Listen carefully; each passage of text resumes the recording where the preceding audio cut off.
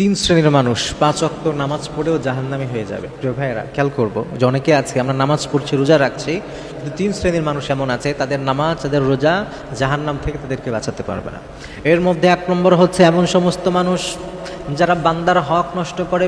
হাদিসের মধ্যে, তাফসীরের মধ্যে এসেছে কিছু বান্দা এমন থাকবে যারা দুনিয়াতে অনেক বেশি সওয়াবের কাজ করবে, তারা নেকির পাহাড় নিয়ে আল্লাহর দরবারে দাঁড়াবে, কিন্তু আমার রব্বুল আলামিন তাদের নেকি দেখার পরে যখন হিসাব নিকাশ করা শুরু করবেন, দেখা যাবে এই নেকি পাহাড় নিয়ে যেই মানুষটা আল্লাহর সামনে দাঁড়িয়েছে, দুনিয়ায় সে অনেক বান্দার হক নষ্ট করেছে। যখন এটা দেখবে যে বিচার করতে গিয়ে যে তার সওয়াবের পাহাড় আছে, কিন্তু সে দুনিয়াতে বান্দাকে কষ্ট দিয়েছিল, কারোর হক নষ্ট করেছিল, কাউকে গালি দিয়েছিল, কারোর সম্পদ সে আত্মসাৎ করেছিল, এই যে বান্দার হক নষ্ট করলো আর ওই বান্দা ক্ষমা করে নাই, এই জন্য আল্লাহ তাআলা বিচারের সামনে দাঁড়াবে। তখন আল্লাহ বলবে যে এই লোক যে সওয়াব আছে এইখান থেকে নিয়ে সে যার হক নষ্ট করেছে সেই হক পরিমাণ সওয়াব তাকে দিয়ে দাও।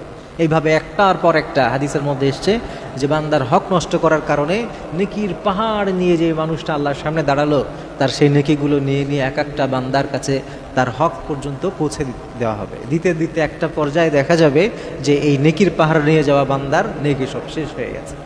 বিশ্বনবী হাদিসের মধ্যে বলছেন, কিন্তু এরপরও বান্দার হক যখন দেখা যাবে এখনো বাকি আছে, তখন আমার রব্বুল আলামিন বলবেন এই লোকটা যে বান্দার হকগুলো নষ্ট করেছে, ওই বান্দারা যদি কোনো গুনাহ করে থাকে তাদের গুনাহগুলো যেই পরিমাণ হক নষ্ট করেছে সেই পরিমাণ গুনাহ এই নেকিওয়ালা বান্দার ঘাড়ে চাপিয়ে দাও। নাউজুবিল্লাহ। প্রিয় ভাইয়েরা, খেয়াল করেন, একটা মানুষ কত সওয়াব নিয়ে আল্লাহর সামনে দাঁড়িয়েছে, কিন্তু সওয়াবগুলো তো শেষ হলোই, উল্টা যখন সওয়াব শেষ হয়ে গেছে দেখা গেল আরও কিছু বান্দার হক তার বাকি আছে, তখন ওই বান্দাদের গুনাহগুলো ওই লোকটির উপরে চাপিয়ে দেওয়া হবে।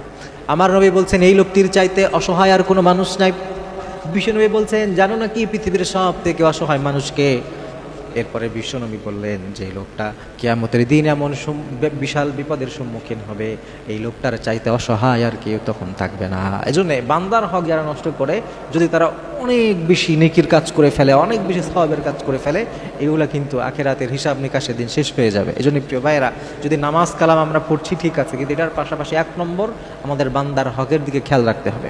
এরপরে ২ নম্বর আর একটা শ্রেণী আছে যারা নামাজ পড়ার পরেও, রোজা রাখার পরেও জাহান্নামী হয়ে যাবে। এরা হচ্ছে ওই সমস্ত মানুষ যারা একেবারে রক্তের সম্পর্ক যেইগুলো আছে সেগুলো ছিন্ন করে ফেলে। আছে না নাই আমাদের সমাজে রক্তের সম্পর্ক ছোট্টখাটো বিষয় একেবারে ছিন্ন হয়ে গেছে, বছরের পরে বছর ফোন করাতে দূরে থাক, ওদের বাড়ির সামনে দিয়েও যায় না। আছে না নাই?